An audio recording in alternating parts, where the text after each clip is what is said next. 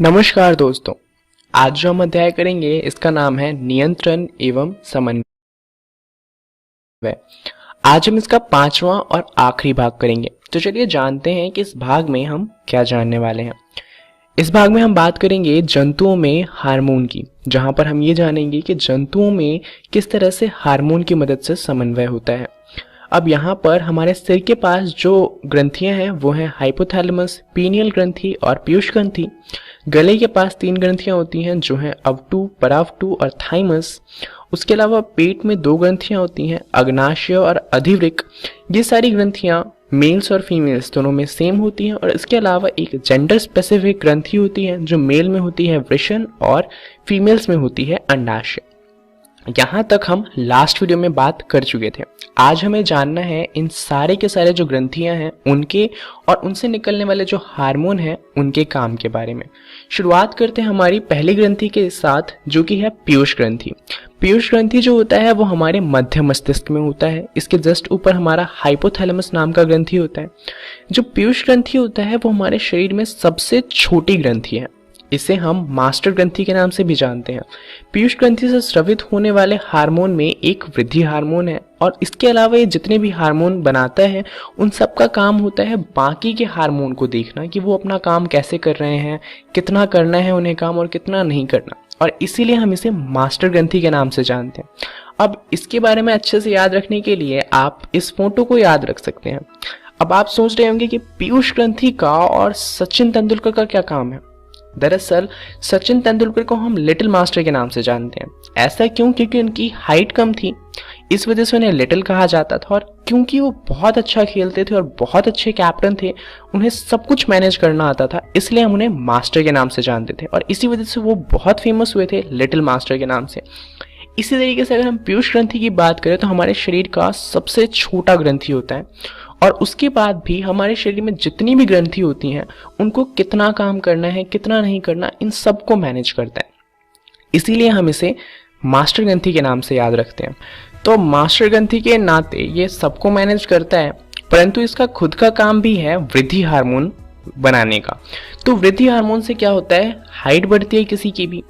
अब कई बार क्या होता है कि पीयूष ग्रंथि में किसी खराबी की वजह से हो सकता है कि वो बहुत ज़्यादा वृद्धि हार्मोन बनाना शुरू कर दे, तो उससे क्या होता है, जो इंसान है उसकी हाइट बहुत ज़्यादा लंबी हो जाती है। अब ऐसा नहीं है कि वो 6 फुट का, 7 फुट का हो गया या 8 फुट का हो गया, बहुत ही ज़्यादा लंबी हो जाएगी, ऐसे कि 9 फुट, 10 फुट, जो बहुत ही अजीब लगेगा, इतना लंबा हो जाएगा। वहीं पे अगर ये हार्मोन रिलीज नहीं होता किसी कारण से तो क्या होगा कि जो व्यक्ति है वो बहुत छोटा रह जाएगा। ऐसा नहीं कि वो 5 फुट का है या 4.5 फुट का है, बहुत ही छोटा, जैसे 3 फुट का, 3.5 फुट का, इतनी छोटी हाइट का हो जाएगा, जैसे हम बौनेपन के नाम से जानते हैं। तो ये दोनों ही परेशानियां हैं वो तब होती हैं जब पीयूष ग्रंथि अच्छे से काम नहीं करता है। इसके बाद अगली ग्रंथि है अवटु ग्रंथि। अवटु ग्रंथि कहाँ पे होता है, ये हमारे गले के पास होता है और ये जो हार्मोन बनाता है उसका नाम है थायरॉक्सिन। थायरॉक्सिन का काम क्या होता है, ये कार्बोहाइड्रेट, प्रोटीन तथा वसा के उपापचय का हमारे शरीर में नियंत्रण करता है कि हमें कितना कार्बोहाइड्रेट चाहिए, कितना प्रोटीन चाहिए, कितना वसा चाहिए, ये उसको मैनेज करता है। अब थायरॉक्सिन बनने के लिए जरूरी होती है आयोडीन। अगर आपके शरीर में आयोडीन की कमी है तो अवटु ग्रंथि क्या करता है, वो थायरॉक्सिन नहीं बना पाता, क्योंकि आयोडीन की ज़रूरत होती है थायरॉक्सिन को बनाने के लिए। तो अगर आयोडीन की कमी है तो थायरॉक्सिन नहीं बनेगा। अब थायरॉक्सिन नहीं बनेगा तो उससे क्या होता है, उससे एक बीमारी होती है गॉइटर यानी कि घेंघा रोग, जिसमें क्या होता है, जो हमारा अवटु ग्रंथि है वो फूल जाता है और उससे हमारा गला फूला हुआ लगता है। तो थायरॉक्सिन अगर नहीं बनेगा तो उससे ये परेशानी हो सकती है। अब ऐसा नहीं है कि इस परेशानी का इलाज नहीं है, परंतु अगर परेशानी को अवॉइड किया जा सकता है तो अवॉइड करना चाहिए ज़रूर।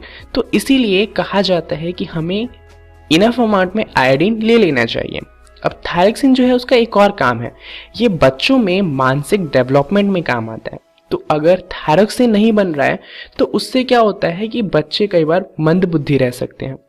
तो यहाँ पर आयोडीन लेना बहुत ज़्यादा ज़रूरी हो जाता है। अब जितने भी लोग सी के पास रहते हैं यानी कि समुद्र के पास रहते हैं और सी फूड खाते हैं जैसे कि मछलियाँ वगैरह, तो उनमें ये परेशानी होने की बहुत कम चांसेस होते हैं, क्योंकि वहाँ पर जो सी है उसके अंदर आयोडीन होता है, तो सी फूड में भी आयोडीन आ जाता है। वहीं पे जो लोग बहुत ऊंचे ऊंचे पहाड़ पे रहते हैं जहाँ उन्हें आयोडीन नहीं मिल पाता, तो वहाँ पे ये परेशानी बहुत ज़्यादा होती है। इसीलिए कई बार सरकार ऐसे इलाकों में आयोडीन के इंजेक्शन भी पहुँचाती है। चलिए अब बात करते हैं अगली ग्रंथि की। तो अगली ग्रंथि है अग्नाशय। अग्नाशय के बारे में आपने पाचन क्रिया में भी पढ़ा होगा, परंतु यहाँ पर हमें इसके दूसरे काम को पढ़ना है। यहाँ पर अग्नाशय क्या करता है, यहाँ पे वो इंसुलिन बनाता है और दूसरा हार्मोन है ग्लूकागोन, इसे बनाता है। ये दोनों मिलके क्या काम करते हैं, ये हमारे शरीर में जो शर्करा यानी कि शक्कर है उसकी मात्रा को नियंत्रित करते हैं। तो कई बार क्या होता है, लोगों में इंसुलिन नहीं बनता, इंसुलिन कम मात्रा में बनता है, तो उससे क्या होता है कि हमारे शरीर में जो शक्कर की मात्रा है वो बहुत ज़्यादा बढ़ जाती है, जिससे एक परेशानी होती है जिसका नाम है डायबिटीज़। यहाँ पर इंसुलिन का काम क्या होता है, ये हमारी बॉडी में शक्कर की मात्रा को कम करता है और ग्लूकागॉन का काम होता है शक्कर की मात्रा को बढ़ाना। तो जब भी हमारे शरीर में शक्कर की मात्रा कम होती है तो हमारा अग्नाशय ग्लूकागॉन रिलीज करता है, और अगर शक्कर की मात्रा बहुत ज़्यादा हो जाती है तो इंसुलिन बनाना शुरू कर देता है, जिससे शक्कर की मात्रा वापस कम हो जाती है। तो अगर अग्नाशय इंसुलिन नहीं बनाता है तो क्या होगा कि हमारे रक्त में शक्कर की मात्रा बहुत ज़्यादा बढ़ जाएगी, और इसी परेशानी को डायबिटीज़ के नाम से जाना जाता है, जिसकी वजह से बहुत ज़्यादा इश्यू होते हैं और लोग लाइफ टाइम दवाई खाते रह जाते हैं। चलिए अब बात करते हैं अगले हार्मोन की और अगली ग्रंथि की, जो है अधिवृक्क ग्रंथि। अब ये जो ग्रंथि है ये हमारे किडनी के जस्ट ऊपर होती है और इसमें एड्रेनलिन रिलीज होता है। इसे हम इमरजेंसी हार्मोन के नाम से भी जानते हैं। अब ऐसा क्यों, ये फ्रेज आपने पहले भी पढ़ा होगा, फाइट और फ्लाइट, यानी कि लड़ो या भाग जाओ। तो दरअसल एड्रेनलिन जो है वो क्या करता है, ऐसी सिचुएशन जैसे मान लीजिए आपके पीछे एक कुत्ता पड़ गया, तो उसमें क्या करता है, एड्रेनलिन रिलीज होना शुरू हो जाता है। एड्रेनलिन के रिलीज होने से क्या होता है, हमारे शरीर में ग्लूकोज की मात्रा बढ़ जाती है, हमारी दिल की धड़कनें तेज हो जाती हैं, हमारा जो डाइजेशन और हमारा स्किन है उससे हमारा जो रक्त है वो वापस लाकर हमारे शरीर को दिया जाता है, जिससे कि क्या होता है, अचानक से हमारे शरीर में बहुत ज़्यादा एनर्जी बन जाती है, जिससे हम बहुत तेज़ी से भाग पाते हैं या हमारे अंदर बहुत ज़्यादा ताकत आ जाती है। तो ऐसा सिर्फ तब नहीं होता जब आपके पीछे कुत्ता भाग रहा हो, जब आप बहुत ज़्यादा खुश होते हैं या बहुत ज़्यादा दुखी होते हैं या आपका एक्सीडेंट हो जाता है, उस टाइम पे भी एड्रेनलिन रिलीज होता है। जैसे मान लीजिए किसी का एक्सीडेंट हो गया तो वहाँ पर उसे बहुत ज़्यादा पेन होना चाहिए और इतना पेन हो सकता है कि वो पेन की वजह से मर जाए। तो ऐसे टाइम पे भी एड्रेनलिन रिलीज होता है जो क्या करता है, उसे पेन फील नहीं होने देता, नेचुरल पेन किलर के रूप में भी काम आता है। तो इसी वजह से हम इसे इमरजेंसी हार्मोन के नाम से भी जानते हैं। चलिए अब बात करते हैं अगली ग्रंथि की, जो कि है वृषण। ये सिर्फ पुरुषों में होता है और ये रिलीज करता है टेस्टोस्टेरॉन। टेस्टोस्टेरॉन जो हार्मोन है ये क्या करता है, ये हमारे अंदर वो कैरेक्टर्स लाता है जो कि एक पुरुष में होते हैं, जैसे कि दाढ़ी का आना या फिर मूंछों का आना या फिर बहुत ज़्यादा मसल्स होना। ये सारी चीज़ें टेस्टोस्टेरॉन की वजह से होती हैं। वहीं पे अंडाशय रिलीज करता है एस्ट्रोजन। ये सिर्फ लड़कियों में होता है और इसकी वजह से मेमोरी ग्लैंड जैसी चीज़ें बनती हैं। चलिए अब बात करते हैं अगली ग्रंथि की, जो कि है पीनियल ग्लैंड। अब इसके बाद जितनी भी ग्रंथियां हम पढ़ेंगे इससे आपके बुक में ज़्यादा अच्छे से नहीं बताया गया है, क्योंकि ये उतने ज़्यादा इंपॉर्टेंट नहीं है 10th क्लास के हिसाब से देखें तो यहाँ पर पीनियल ग्लैंड जो होता है ये भी हमारे सिर के पास होता है और इसका काम क्या होता है, ये हमारे नींद के पैटर्न को नियंत्रित करता है। जैसे कि अगर आप सोते हैं तो ऐसा तो नहीं होता ना कि आप 2-3 दिन तक सोते ही रह जाते हैं, या ऐसा भी नहीं होता कि आप 2-3 दिन से जगे ही हुए रहते हैं। तो यहाँ पर पीनियल ग्रंथि जो होता है वो कंट्रोल करता है कि आपको कितनी देर सोना है, कब सोना है या नहीं सोना है। इन सारी चीज़ों को पीनियल ग्लैंड कंट्रोल करता है। अगली ग्रंथि है हमारी हाइपोथैलेमस। ये हमारे पिट्यूटरी ग्लैंड के जस्ट ऊपर होती है और इसका काम होता है शरीर के तापमान को नियंत्रित करना, हृदय की गति को नियंत्रित करना, रक्तचाप को नियंत्रित करना, और ऐसे जितने भी इनवॉलेंट्री काम होते हैं उनको हाइपोथैलेमस कंट्रोल करता है। अगली ग्रंथि है परावटु ग्रंथि। यहाँ पर परावटु ग्रंथि जो होती है वो जो हमारी थायराइड ग्रंथि है उसके जस्ट नीचे होती है।